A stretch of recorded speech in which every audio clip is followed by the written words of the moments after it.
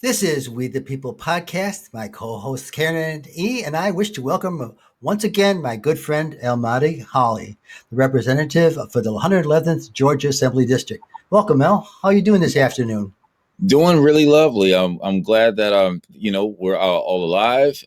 That While the Delta variant is on the rise and it's really affecting people who are vaccinated or Mhm. still have the potential to get sick, may not die, may not develop any long-term effects, but they can still get sick. And then we still have so many people, vast majority, so embarrassingly, are not only not aware, but themselves are still very much at risk to contracting COVID and dying.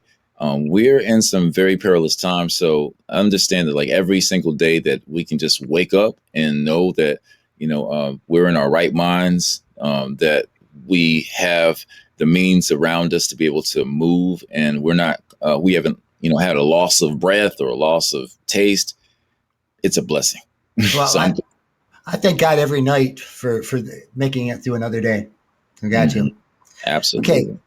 there are a myriad of issues facing our great nation. A Mhm. pandemic where a third of our population are either vaccine hesitant or anti-vaccine. Climate change issues, violence in our cities, of course, divisive politics, including the big lie, and, as you're certainly aware of, the attack on voting rights. All of these issues disproportionately affect people of color. Today, we will be commenting on some or all of these issues. Karen will begin with a question for our guest.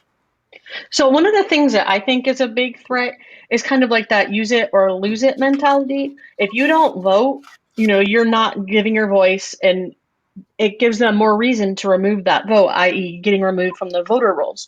So El, how do you approach people that are checked out of politics and feel either because it's too political or they don't think their vote account? How do you approach them to make them understand that they need to vote and get their voice out there?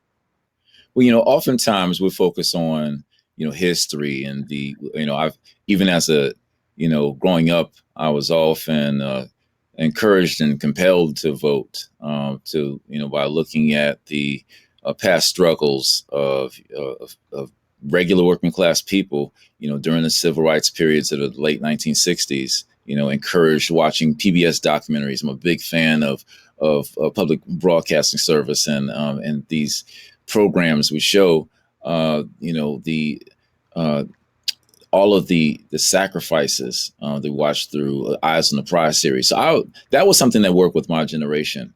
However, nowadays I think that while more of us are tuned in to various media sources that are providing a whole array of advertised content, and some of it may be true, some of it may not be true, I have to really take upon my responsibility to try as best I can to connect people with licensed research, to be able to let them see what's really going on, rather than just completely believing the fictionalized or just sometimes very speculative sourced information that they may find on just their regular YouTube station to let them know about the reality of voting life. But something that I also do is, I really want to talk with people who are turned off and completely disillusioned from casting their ballots, and really getting to see in their own eyes what they believe is a functioning life. What does that life look like when you're away from a system that your tax dollars pay for? And I've talked to them, and many people will tell me, "Hey, well, it doesn't really affect me. I focus on my money. I put my money in a bank, and I'll put my money towards a financial lender, and I'm sorry, a financial expert, and they'll be able to help me secure this wealth that I have for my family, or do some good solid financial planning." Others will say, "Hey, I don't know, I don't deal with none of that financial stuff. I just sock my money away and let it be there, and it'll work out." And while all of these are very good exercises for people to enjoy when they are completely uh, uh, uh, taking responsibility with the money that they have, the unfortunate side is that they're not able to see is that many of the industries that are in place are able to maintain their presence, and they're able to go on because these institutions have a very immediate relationship with the legislature. They have an immediate relationship with Congress. They understand that these industries have to follow laws. All of them follow the laws. And so it's very unfortunate when, by contrast, I'll have to compare the reality for these working people who have long closed themselves off from either having a voice in the world of politics, or even understanding that the system demands on us much more than just voting. We have to build a relationship with those who we vote into office, that we have to know where the money is, always ask where the money is, and then have the courage to go find the answer, to go and actually, and it doesn't require much. It's not like going to, a big library. No, nowadays, we can use our phone. You can use your phone to go look up YouTube or Instagram or the latest, apps that are on here. You can use this very item to go and find out more about the laws that are affecting many of these institutions that the local people will put their money into. So the banks follow the laws because we create the laws for the banks. So if you put your money in your account and say, well, you know what, I don't know about all that. I got my money here and I'm gonna keep, business going, keep going. Are you sure about that? Because if we make the laws and the banks follow the laws that are made at the state level and the federal level, then the truth is, that person that's been voted into office can very much control or touch the money that you have stored away that you never thought you had access to. We look at a lot of those goods and services that are provided by very, very strong regulatory agencies, inside our state. The Department of Behavioral Health and Department of Communities. There's community affairs. We look at the water. Many we're paying a water bill. Well, guess what? Those who regulate water have to follow laws. And so if all of these industries and agencies must rely on the laws that are made by people who are elected into office, then I just really try to encourage regular people to really take a very clear look at how they are able to create this oasis away from politics, and then realize that at the very points where the dollars leave out of their pockets and purses and go into the hands of those that they think are going to take care of them, the truth, this money is it's literally being circulated by a government that has been bought and has been paid for by people, but can only work to benefit people when those persons realize how this entire system works.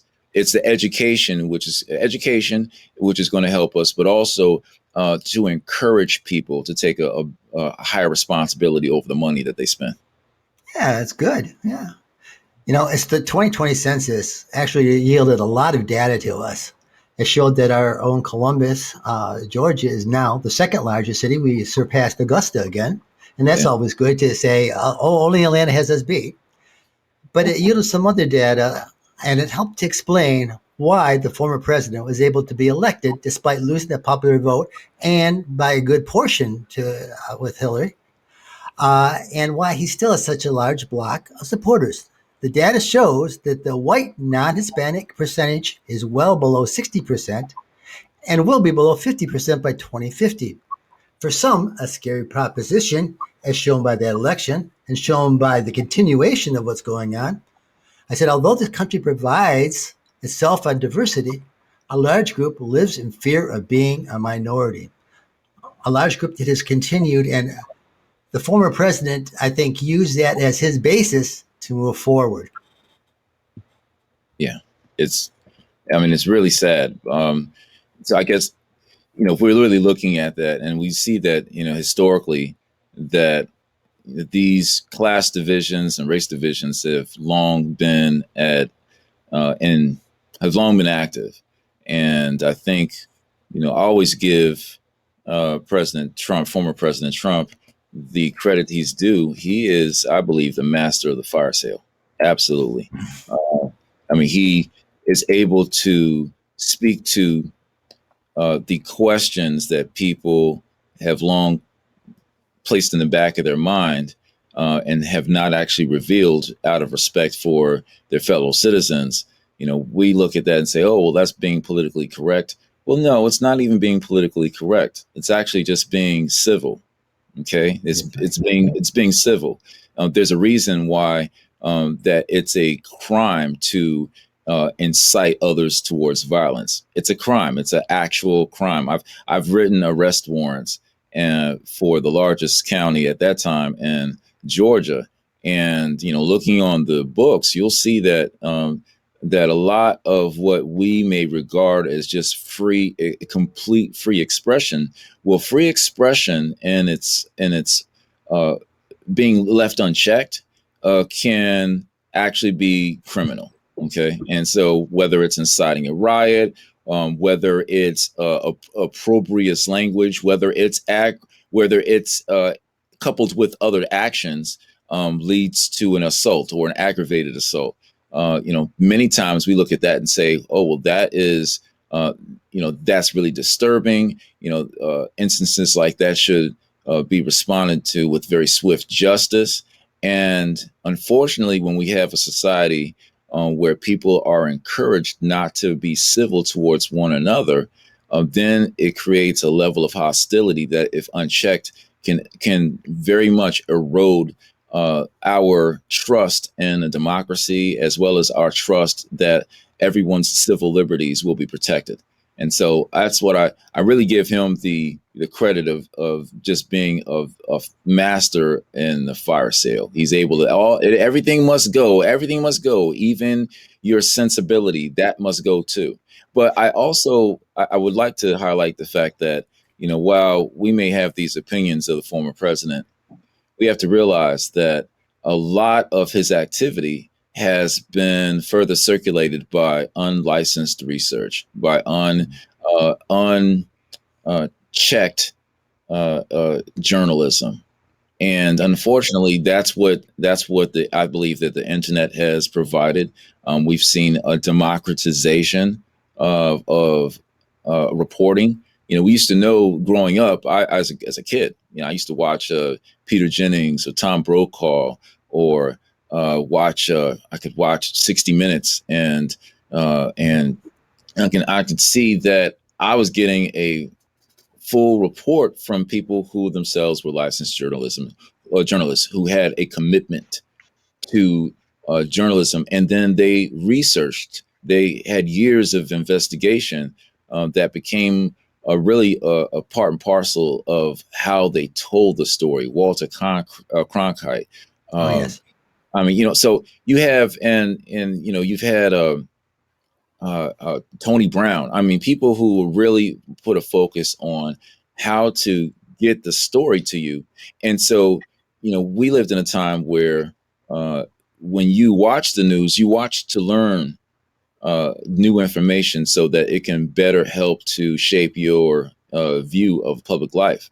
Unfortunately, right now, because it's become so advertised based, many times when people watch the news or look at their chosen sources for what they believe to be the news, oftentimes these are merely echo chambers. They repeat what people have already assumed in their head, and they very much validate a lot of the fears that people have. And so when we don't have licensed journalism, when we don't have investigative reporting that pulls from sources that are sources themselves that are undisputed, okay, sources that have been able to be filtered through the those who would really research it to discover, as well as to amplify the truth of these documents, to say that that the veracity is unquestionable. Then what we have is the public, who is largely just persuaded by a lot of tense rhetoric and a lot of harsh attitudes, without much in the way of source material that is actually indisputed and is held to be objective. We don't have that, then people can hold on to whatever subjective beliefs that they have, and it becomes we slowly and very surely devolve into a society that is really based on fears rather than on facts. That's so true. And the thing of it is that we rely on these social media groups rely on analytics, Yeah, and those analytics say, okay, these people like to see this, so we're going to feed them this, and then we're not getting the contrary views that we used to. There's a couple of things that go to in my mind about just reinforce what you're saying. When I was a kid, news was very very focused. I always watched Walter Cronkite. He was my hero. He had a show called "You Were There" back in the 1950s, and they would put you back in history, and it was really fascinating. But we had 15 minutes of local news, weather and sports, and 15 minutes of national news. The time mm-hmm. between 6 and 6:30. That was it for your news. That was And it. then along comes Ted Turner and bringing this 24-hour news cycle. And the problem of it is with 24 hours and this problem with all the channels that they have on cable and all the other streaming services is that they got to have content to fill them. And that content is going to be focused on the people who are of the same view. Mm-hmm. And whatever channel you're watching. I mean, you can watch Hallmark and all those romantic things that are murder mysteries, or you can watch Fox and Fox News. I got to put that in air quotes. Or the CNN, whatever. But we've got into such a 24-hour news cycle with all these things going on that it's really problematic for us. And not You only know, that, you have these like celebrities of that station, the Sean Hannitys and the Tucker Carlsons. They're really a personality. They're like the Howard Stern of Fox News. And people tune in, not even if they agree, they just want to see what they're going to say next. And we're getting to this point where they're like one upping each other with craziness that doesn't even make sense anymore. yeah, I used to listen to when they were both on normal stations, radio stations on my way home because I'd have a half hour drive. I would listen to Rush Limbaugh for 15 minutes. I would listen to Howard Stern for 15 minutes because I knew the truth was somewhere in between those two. In between, right? Yeah, I mean, they were both really fun to listen to in their own little ways. Both of them got over the top as time went on, but anyways, it was an interesting time period. There is so much out there. We look at the concept that you've been fighting for. I mean, you were even in Washington about last week, voting rights. What do you think? There's a good chance, any chance that HR and SR one are going to be passed?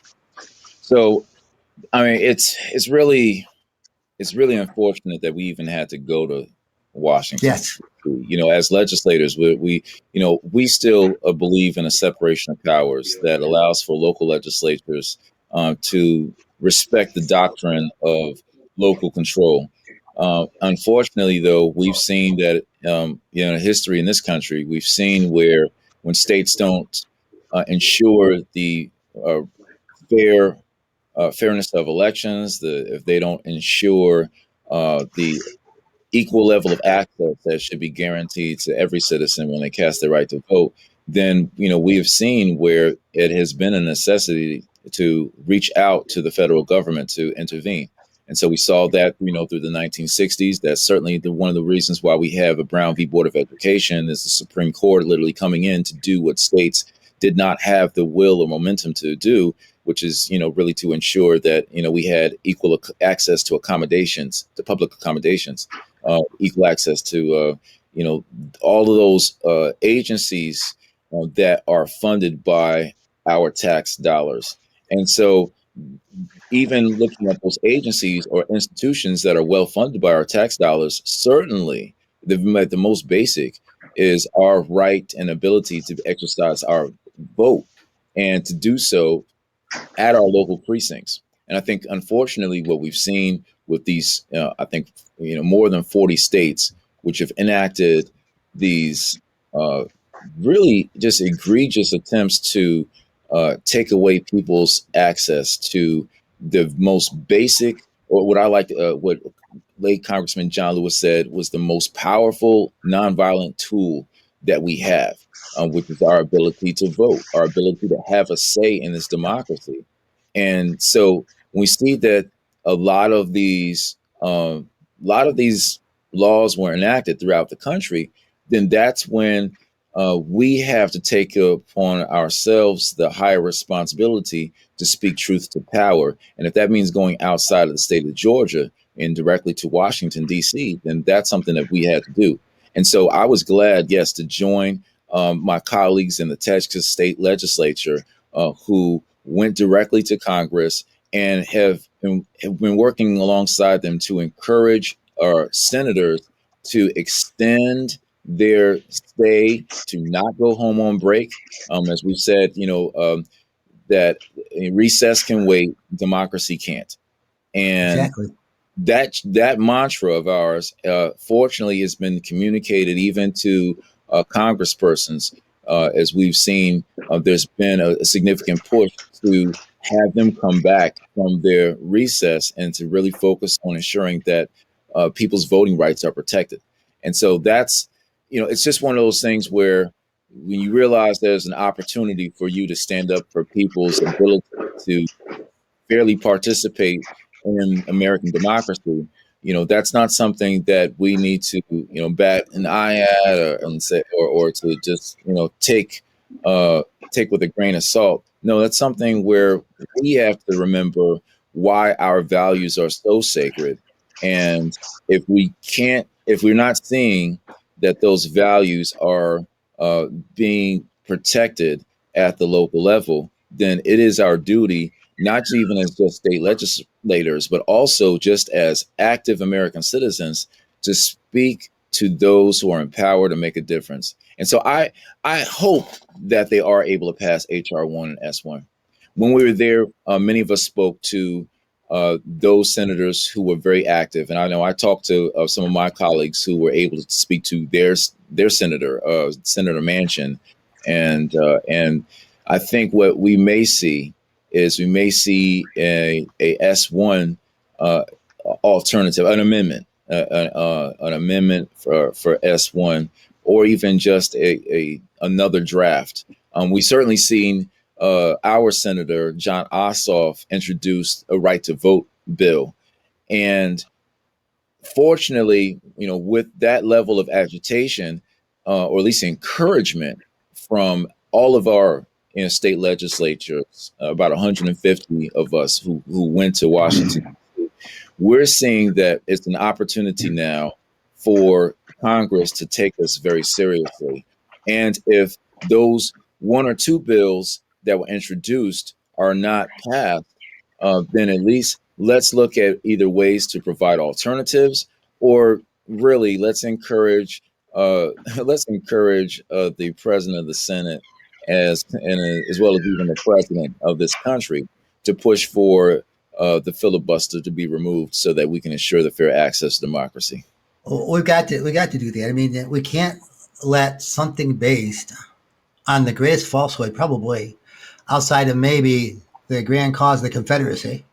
We can't allow this falsehood of this lost cause election to drive something that isn't true. I mean, Raffensperger was on the news the other day and saying how he fought back against the president coming on and saying, well, no, I only need to find 11,000 votes that's all I need. If that isn't intimidation, if that is not fraud, pushing for fraud and corruption, I'm hoping Fulton County can do something, fully can win out this, and he pays a price for that. I'm not sure that he will, but I think it definitely should. But at the same time, he and the governor are pushing the need for this for these laws that they put in there and saying, oh no, they increased the voting ability. Oh yeah, I mean there's a lot of small rural counties that now have a drop box that they didn't have a drop box before, but he's taken away drop boxes from the biggest counties,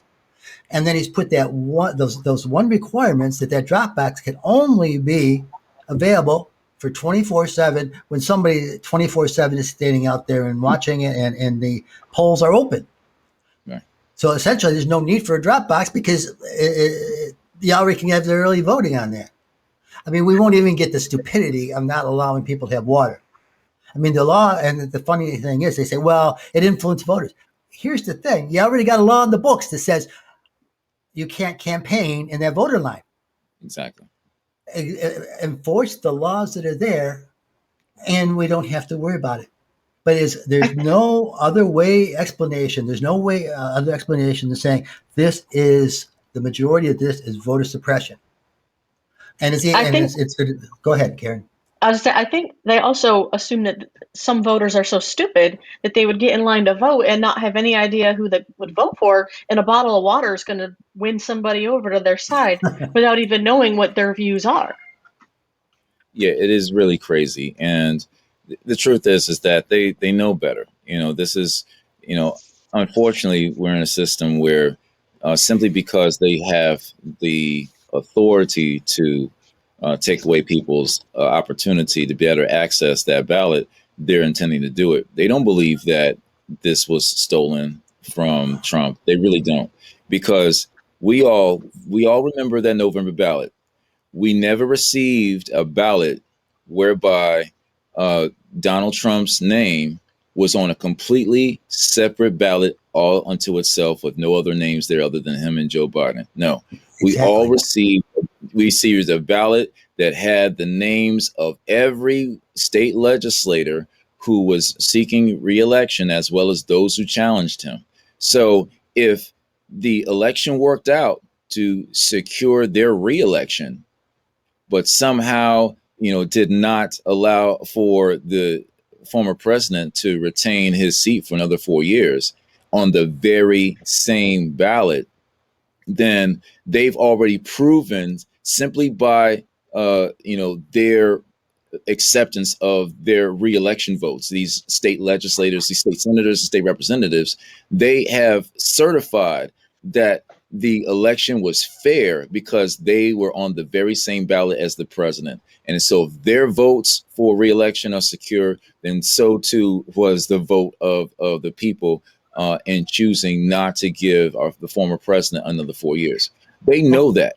Yeah, they completely know it. And so what we're seeing, though, is that really the desire to, as they say, add integrity to elections. But as we know it, it's to add a partisanship towards selecting the outcome, to better benefit their party. These laws that we're seeing passed are really just a show that when they have the power, they attempt at all costs, even if it will erode our basic understandings of what democracy avails to every citizen, they will throw it to the trash just for the sake of winning. And we can't have that. Yeah, there's two things that go along with that. Those things I mentioned were bad. But the most dangerous thing of all is the ability of the legislature to remove local boards of election. Yep. People who are selected by the local voters, so they can, if you get 10 counties around Atlanta and they're primarily Democratic ones that they don't like that of how it votes out, they can replace them and put them in with partisan people who are going to maybe not be so quick to certify things and maybe put a little hanky-panky on there. And that to me is extremely problematic. And the other thing you say is so true, because if it truly was going to be a rigged vote, the Republican Party would not have done so well nationwide and in states such as Georgia and Arizona as they did do. Mm-hmm. That is proof in the pudding right there for that one thing. Yeah, it's literally what we're seeing is spelled out and before our eyes what Trump advisor Steve Bannon was requesting when he literally mentioned about having knife fights in the counting room. And, this is the level to which they're willing to embed into the very bedrock institutions that we've long had in order to make sure that everybody's vote was counted, that, one person, one vote. We've long had that, and we've had, not only did we have record turnout during a pandemic, which is absolutely amazing because people are willing to see that, when the system is not working or that, lives are really being put in harm's way, then that's what motivated people to come out to vote. But, when I look at, for instance, the, chairwoman for the Gwinnett County, Georgia GOP, the Republican Party, literally said that, we have to change the laws because if at the very least we have to have a shot at winning. And what that says is that literally they're trying to just make it so they can win at any cost, even if it erodes our democracy. And the really surprising thing is to hear that coming from Republicans who have long said how local control is so necessary, and even further that this is being said not just by the party, but like by Secretary Raffensperger, who was elected by the people of Georgia to maintain a fair and accurate count of the ballot, who for himself, if he truly believed that there was fraud there, he would have found it. But Yes. after 3 recounts, found nothing to the extent of nothing. Found 2 cases, I think 2 cases. And that's because with 60 Minutes, they grilled him and said, now, do you mean like 2,000? Do you mean like 2,200,000? No, he said 2 cases of instances where there may have been fraud, but what it was is the person didn't complete the ballot as they should have. So really what we have is one of the most accurate systems through which people are able to vote. Before the pandemic, I do remember going to the website of the conservative think tank, the Heritage Foundation, and the Heritage Foundation has long studied, according to its investigations, have long studied the history of Georgia elections over the last 20 years. And prior to President Donald Trump making the claim that this horrible farcical lie about the election being stolen, the Heritage Foundation had found that out of almost 20 years of voting in Georgia, there were a total of 17 individual cases out of, multi-millions of votes in a 20-year history of potential fraud, which itself, those cases, about half of them were not fraud, but were just the person was, I think, where they were trying to fill out an absentee ballot application, and they went and voted, and then they showed up and were trying to make sure that their vote was counted. It's really things where literally out of these 17 people, out of probably more than 100 million votes cast in a 20-year period, were found to be somewhat fraudulent. It lets you know that we've had a very fair access to the system, and that's why when Secretary Raffensperger, who could not find out of 3 in-depth processes to find instances of fraudulent voting, could not deliver to Trump the 11,000 or so votes that Trump would need, and now comes after the election. The election superiors at Fulton County to seek their removal, even though he found no record of any misbehavior. It really shows that, while people may look to Secretary Raffensperger as having the spine to stand up to Trump for votes that did not exist, it's really troubling to wonder whether that spine of his is still very much intact, especially with making these very spurious claims against Fulton County. So it's really sad, but it's politics. Well, the truth with both of them, with our Secretary of State and our governor, we praise them for being heroes, but they weren't heroes. They were doing their legal job. It's just the same as the vice president counting those votes, all those votes, and certifying the final vote on January 6th.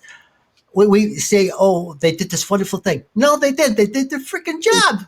They did their job, exactly. That's all it is. It's to me, and I probably would get flack from some people about this. We made so much about the people who responded, the firefighters and everything at 9/11. Yes, they were heroes and all that, but they were still first and foremost doing a job they had always done, always putting their lives in line. Yeah, to me, for American military, like we appreciate this sacrifices that they make, and every day, in ways that we know, and in a lot of ways that we don't know. But it's I think there's a higher level of responsibility we place on those who decide to run for elected office, because they are making the decision not to be the rank and file of the average citizen. They're going to be the representative, the actual face of the government. And so you're right. We are expecting these administrators like Secretary Raffensperger simply to do his job. He did his job, Yeah. but going beyond that now, simply because his base of supporters has left him because of the big lie that has been retold and told again during an election where the very same legislators who are on the ballot as President Trump were dignified their reelection on the very same ballots that did not grant the president this further win. When we see that, we're seeing a tale of two Raffenspergers, unfortunately. Yeah, to me, just to finish up that thought about the 9/11, to me, the real heroes were those people who made the plane crash in Pennsylvania, saving quite like the Capitol. Yeah, I'll be so for me, I can't, and I respect where you're coming from. For me, I'm not. I don't think, and it's just me personally. I don't think that I'm at liberty to say, whether to call one group heroes and the other not, because I don't know what I would do in that position. This is true. Oh yeah, I remember one time I was driving down I-75, and there was a woman whose car was burning, and she had a bunch of children with her, and the children were off on the side. And I immediately parked my car on the side of the highway. I gathered them, told them that to leave and come back about maybe 20 feet away from the car as it was still burning. And I looked at her, and she was in utter shock. Her hands were against her face, and she just didn't know what to do. And she literally was in shock. And at the time, I was thinking, wake up, get out of there. This car's burning. It could blow up. It could just boom, and you're right next to it. And I had to get her. Hey, ma'am, come on, come with me. And later on, did I realize that, humans react very differently to traumatic episodes. And so with that, I would only hope that when we are challenged with very tough times, and where the responsibility is on us to act not just for the sake of our own lives, but also for those for whom we care, that we're able to respond effectively. But you know what? Those I look to more of those persons who decide to do that.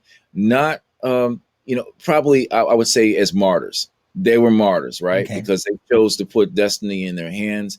They had, they found the courage to try something that themselves, I'm sure they thought was absolutely crazy to do. But, I can't imagine even being, to one of those faceless victims inside of the World Trade Center thinking, I've got to get downstairs some way, even though there's not a floor near me. There's just a 100-foot drop. It's everybody is granted the opportunity to take that step. Hopefully trauma doesn't keep them from making the right decision. Yeah, it's a complicated thing. I mean, I don't want to say that those first responders at the World Trade Center weren't heroes. It's just it takes a different kind of bravery. It's ingrained in them. Maybe that's the better way to say it. And you could say, I hadn't thought of those people as martyrs, but I suppose you can use it interchangeably in a lot of ways. Let's go on to another thing that, again, people don't realize how much it affects poor people generally. And poor people in many places, particularly in the South, are people of color. And that's climate change. An awful lot of people, as far as pollution and everything go, are people of color who live in areas that do it. The city that Karen was born in and we lived in for a lot of years, Syracuse, has, and they're going to change it now, it has an Interstate 81 that goes right by there. And an awful lot of the public housing is right below that. and it's an overpass. So not only are they getting the stuff from the overpass, but there's a road underneath it. There's road underneath it that is with stoplights and stuff that creates pockets of carbon monoxide. Yeah. And they're also talking about now with what's going on, that with the climate change and with the sea levels rising, that people who've been close to the coast want to move in higher ground, which is where a lot of the poor people end up gentrifying these areas, which has already been going on for a couple generations now. Yeah. So this climate change is negatively affecting poor people and people of color in many cases than it had ever been before. Yeah, absolutely. It's something that, what we're just saying as a society is that, we act in a manner that at least where we can ascertain the future and act progressively towards correcting the problems that we see, or we'll have to spend that money down the line as it starts to actually hurt people's lives and diminish the possibilities of hope after those problems appear. And so that's what, unfortunately, we have. But there's some. That's why I liked, when President Biden and Vice President Kamala Harris released the Build Back Better infrastructure program, that this was a joint, this joint budget that was put together with the cooperation of both Republicans and Democrats, to be able to put so much money towards not only just building up our infrastructure, but also for securing clean water be made available to communities that have found themselves, at a stress point, just trying to access clean water. We remember Flint, during that time, but there's a lot of other areas around the country where people do not have access to clean water. But also, what I have seen that the president's administration has made the decision to take a good amount of that money and now allow for communities that were divided by highways, divided by these, as right of ways, very large access right of ways, to now allow for funding be put there to allow those communities to come back together. And I think, when we oftentimes, whether we're talking about criminal law or whether we're talking about, making the system of democracy right for everyone, a lot of the focus has been on restorative justice. And so it is very rewarding to see that, for one of the very first times that we're seeing a president take this level of investment so seriously, to investing in our basic infrastructure that our country enjoys. We haven't seen that level of investment since Franklin Delano Roosevelt before World War II.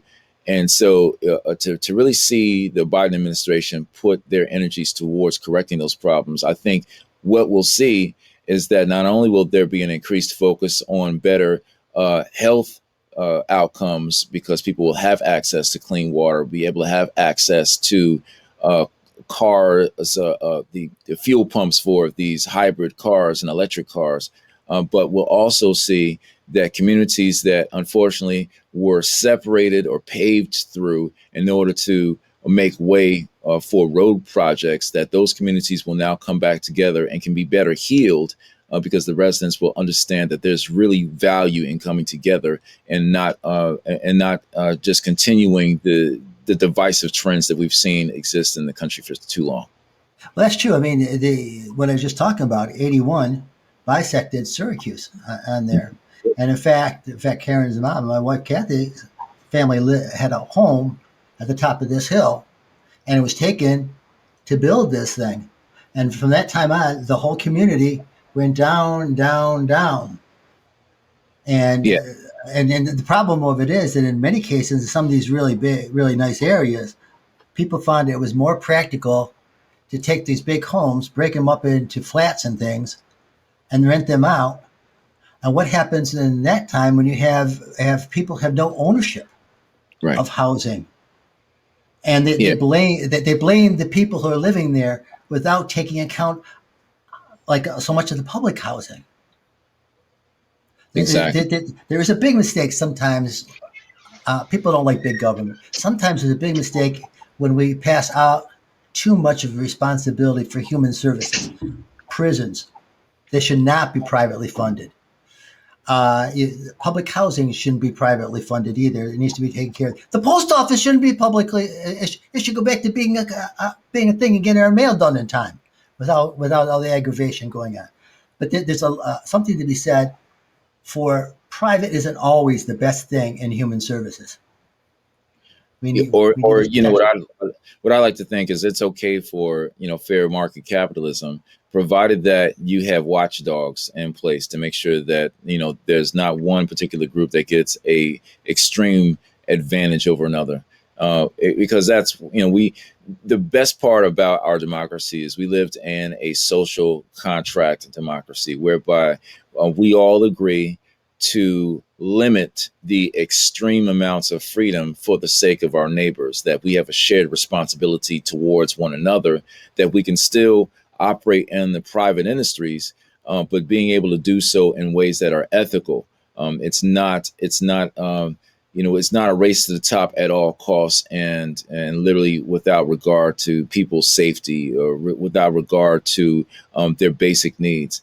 And I think that's what makes our democracy beautiful, is because it is very much a caring example, because we are looking out for our neighbors. We can encourage competition, but not at the sake, not at the expense of people's lives or very basic livelihoods. And so that, I think, we can have private industry provide, we can have them provide those agencies or alternatives. But what we need to make sure is that there are that there is oversight, okay, that there's transparency, because far too often we've seen that when you have private actors and agencies step up for a contract and there's no one overseeing that operation, or there's not even a comprehensive examination to see whether or not they are actually fulfilling the objectives for which they applied for that contract, then what we're seeing is that it's a possibility that you just have people who are really just taking advantage of the system and the tax dollars that accumulate there. And we can't have that. We got to make sure that there's a level of transparency, that people see where their money is going, and not only to see where the money is going, but to make sure that those private industries are playing fair. Then we either are going to have to increase the level of government oversight, or if not government oversight, government, I think, really should rely on 501c3 nonprofit organizations that exist to look at the spending of governments, to look at the activities of private companies, and then make determinations that benefit the people. Because, these tax-exempt organizations, if they're providing a public good, then that's why they are exempt from paying taxes. And certainly that's a solution that we probably need to certainly look more at providing people, so that they can have trust not only in their government, but also that private businesses won't go to extremes to make money. Yeah, that's one of the happy things that's made me happy about the new administration, is Yeah. that things that had been taken away under the prior administration, protections. I mean, little things that have big repercussions that just snowball synergistically. Not having a pandemic response team, eliminating that at the White House, ready to go like that. That was a run move. Being anti-union, and where Biden has come back and being very pro-union, to the point that this Walmart thing, they may have to take a second election for that. Uh, and the stock market and control. I mean, all those different kinds of agencies. And one of the biggest problems I had with the prior president was that he seemed to put people in positions of power that were the antithesis of the agencies that they were involved in. Yeah, And that was so bad. yeah, it's just So, it's horrible. I mean, yeah, I know Betsy DeVos is just one, but oh yes, literally, but literally, let's look at the real problem. It's not. I think the problem is not necessarily Trump. I think the problem is that people allow for this individual to get this far to do so much. And that's, again, another reason why it's important for us to connect people with the responsibility that comes from casting their ballot. It's casting the ballot, but it's also making sure that you have oversight over what your elected official does with the power that you've granted him. And when we don't have that, then we have politicians who can run reckless and run shot of what we are expecting for them to do, because the citizens are really not holding them into account. And, you know, accountability has, in its very central word, is COUNT, count. You got to count not only the actions of that person that you elected, but you also have to count the money that is allowing for them to stay in office. And when people feel so disillusioned that they throw their hands up and don't realize that in the very hands they throw up, again, they could put a cell phone in there. They can take these same hands that they're throwing up and saying, I don't know what's going on. I don't know what's going on. Take these same hands and go to a computer and literally find out all of the institutions that their tax dollars have long supported. And then also go to your local libraries. Our libraries are real centers of knowledge, real centers of education and economic stability. But we don't give our local libraries the credits that our tax dollars know they deserve, because their tax dollars are paying for them. But we have to get out as a society, have to get out of the mindset that that power won't concede without a demand. No, Frederick Douglass told us a long time ago, power concedes nothing without a demand. You have to demand it. You have to ask. But then you have to know that the solution rests with you, that if you can look around and you see that the changes are not taking place that are respective of what you've contributed, then you got to go and put your big pants on and get into that race. Go run for office, get that person out of office. And then when you get in, make good on the promise that you made to the people, to let them know, why it's so important to empower the people. You got to do that. Okay. You got to empower people. But if you don't do that, and you're constantly thinking, oh, well, it's just government, then here's what people have to realize. Not only will you have President Trump coming to power, not only you have people like him, who are so focused on their own self that they, take on these, larger than government personalities and place people who do not have their best interests into the power, but the people themselves will feel so disconnected to government that those who have long been able to retain their power in government as well as their power in private industry will never be upset that the average person in our society has never come to look over their shoulder to see how the money is being spent to fund the priorities that elected person wants to. I encourage people to come look over my shoulders, come check my reports. I hate doing the work because it's time intensive, but let's put it online and let people see it. But the same way that you can come look at mine, go look at everybody who sits around me. And if you're not encouraged to look at their bank accounts, to not encouraged to look at their financial disclosure forms to say what lobbyists have they spoken to, who do they support. If you're not encouraged to look at that, then understand that the problems with elected leaders come because of a public that never holds them to account. The very same way that, I've said before, that bad cops are the result of so-called good cops that remain silent. Oh yeah, I mean, go bad teachers or any of that. You make so many good points on there.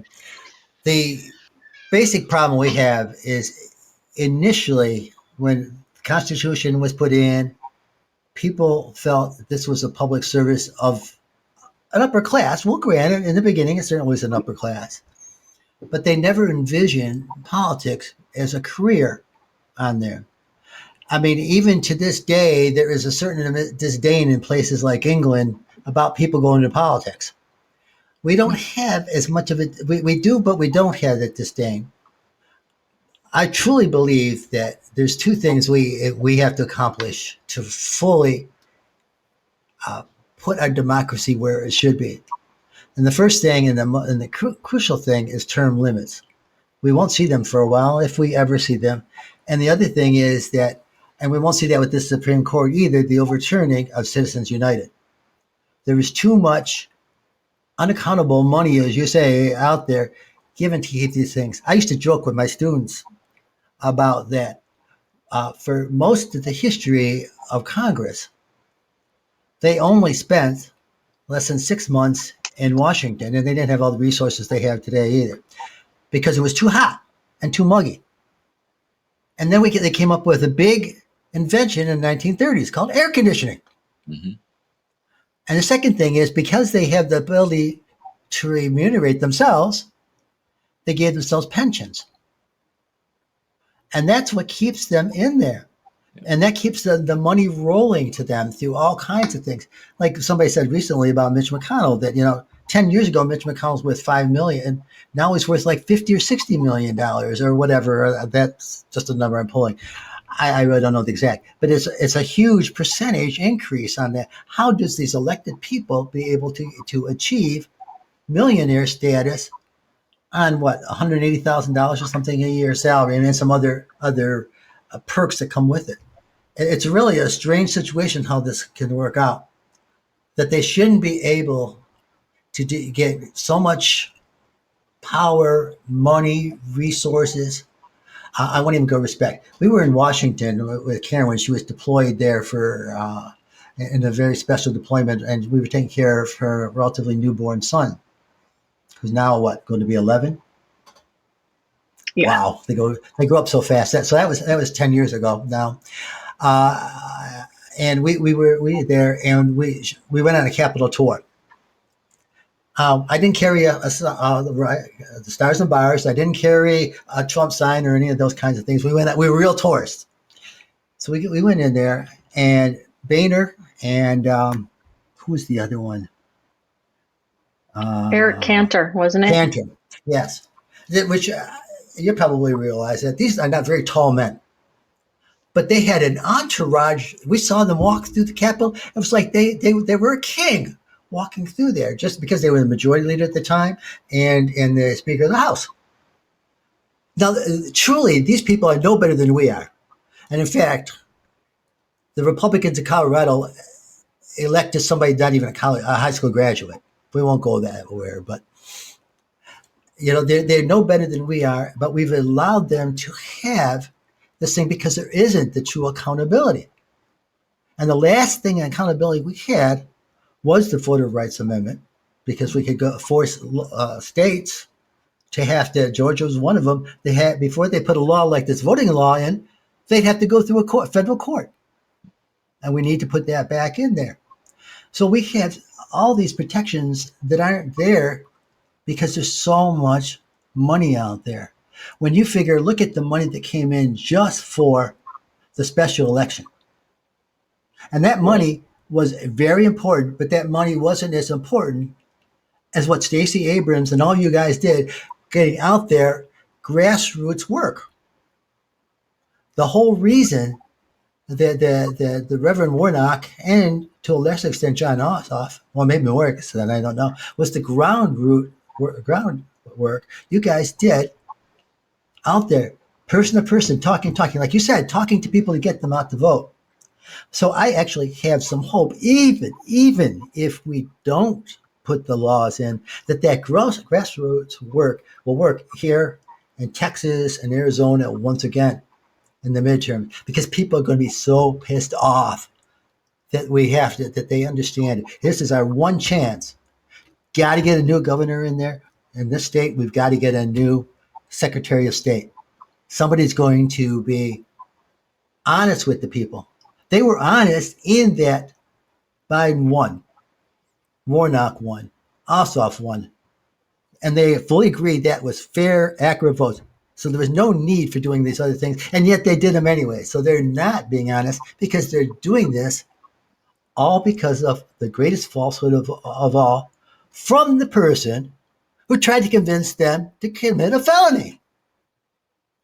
If either would have done what he wanted them to do, that's a felony. He may be facing a felony in Georgia because of it.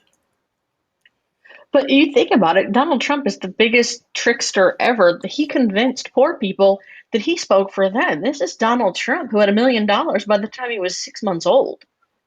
You know, if the poor, tradesmen in West Virginia believe that Donald Trump can speak for them, I mean, they can believe anything. Well, he's a combination of a P.T. Barnum as far as showmanship and Adolf Hitler as far as authoritarianism. I don't think Yeah, I said that right.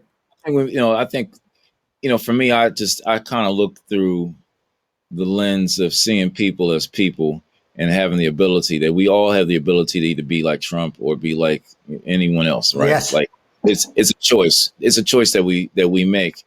We live in a time where the ease of advertisements and unlicensed journalism has the ability to float any of us with these wild ideas to the very top and be able to promote us. And I think now just the fact that, yes, that, President Trump has, he was born, with the proverbial, silver spoon in his mouth. That's true. But, again, when I look at him as just being a master of the fire sale, is because anytime you're selling appliances and you're encouraging people, everything must go. You're never going to get, the better prices than this. This is the only one-time opportunity for you to get it. He is incredible. He is absolutely incredible for being able to get crowds to get excited over very minimal fact, very minimal information. Only thing that what he's realized, and I think this is, we got to give him this respect, is his credit on this, not respect, his credit on this, is that he was able to speak to the very basic level fears that people held within, but they felt it would be too uncivil for them to release it. He said, you know what, take off what you believe to be civil and just release it. And so what people did is say, you know what, I have long held firm to my fears in order for me to operate. And now what you're telling me is that it's okay to express my fears in public.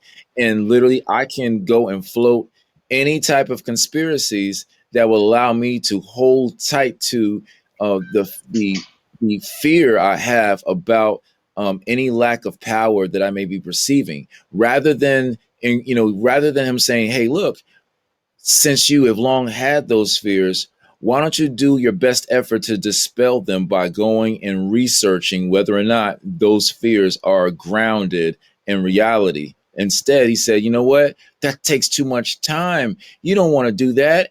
Just go ahead and pull those deep-seated hatreds out from yourself and go and express it, because we no longer have to be civil with one another. We can be a state of civil unrest. And so that's what we saw at January 6th is we saw civil unrest because he taught his base to take off that veil of saying, you know what, you can be civil and remain human and humane towards your fellow American, and said, you know what, toss that out. Let's make it about winning and win at all costs. And so that's why, like I said, I don't want to give him too much credit.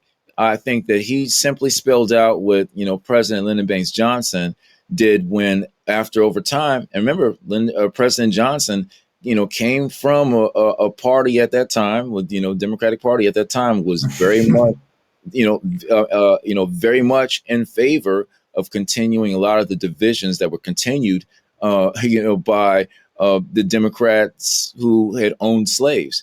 But when Reverend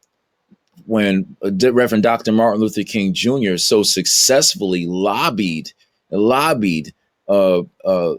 his President Johnson's, the former president, John F. Kennedy, and as well as Robert Kennedy, and successfully lobbied President Lyndon Baines Johnson to the point that LBJ, not only went on national TV to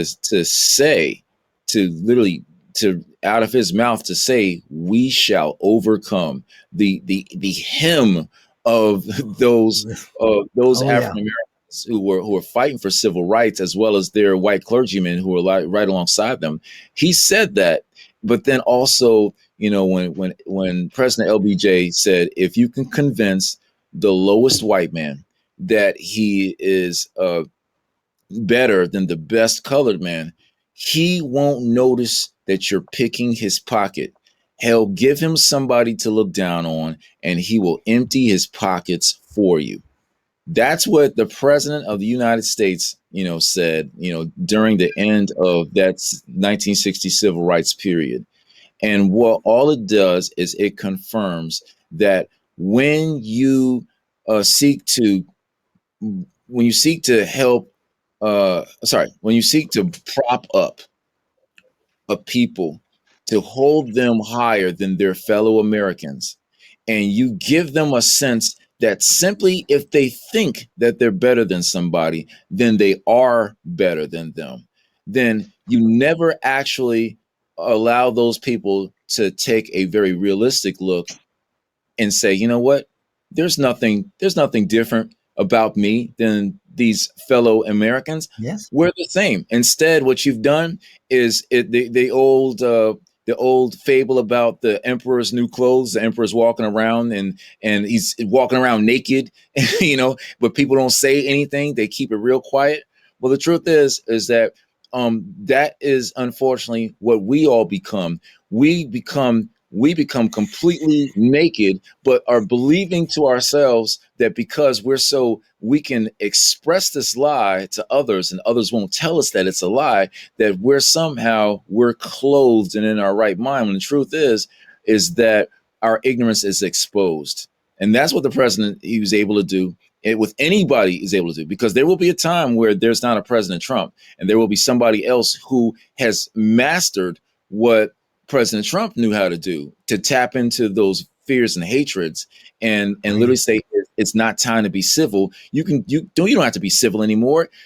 Tell that person exactly what's on your mind, even if it destroys them, because you are now helping to propagate the system of extreme capitalism. And what that person's not seeing is, while they enjoy the freedom that they're being told that they have to be as ill-spirited and mean as possible, what they're not really seeing is the very people who are telling them that are constantly finding ways to pull their money away from them. Because if you can focus your hate and attention towards disliking somebody else, you won't pay attention to the hand that's going into your pocket to pull out your money to go and fund the priorities of the people or person who is telling you to go and hate your brother or sister.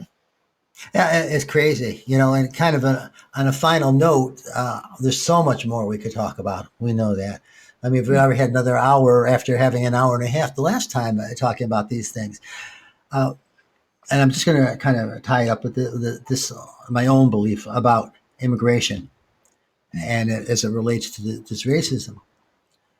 There was a lot of concern about illegal immigration, but that concern has increased in the past generation or two, because the majority of that immigration at that southern border was of Black and brown people. And that master himself said, gee, why can't we get more people from, what was it, Lithuania or someplace like that, Estonia? That is the ingrate. And this is the sad thing in our nation, is because your ancestry was brought over here as slaves. We had indentured servants, but they knew in a time period they would be free. And we had slavery goes way back in history. But we had never had an endemic slavery where it was generational, where there was no way out of it. I mean, because a few could find some ways to be bought out, but for the most part, it was generational. You know that not only were you going to be a slave, your children were going to be slaves, your grandchildren would be slaves, and they wouldn't be even treated in any way human, because there was no compunction. If a kid was 2 years old, they might be sold to another plantation to be brought up somehow. They didn't recognize marriage. They didn't recognize even paternity and maternity on there. But come to when they wanted to, how do I put this nicely? When they had their fun and games, all of a sudden that was fun for them, but even the children that were fathered from that suffered. Maybe not as much in some cases, like Jefferson and some of the other ones, but they still suffered because that was an endemic system that we had never seen in our world before. So thank you, Elle, for being part of this again. We're going to do it again, and hopefully we can get Lola back again. She added some good conversation as well. So I want to thank our listeners for being here. God bless and protect you. God bless and protect our great nation and its legitimate leaders. Bless and protect all of our essential workers and our troops wherever they are. Have a great afternoon. We love you.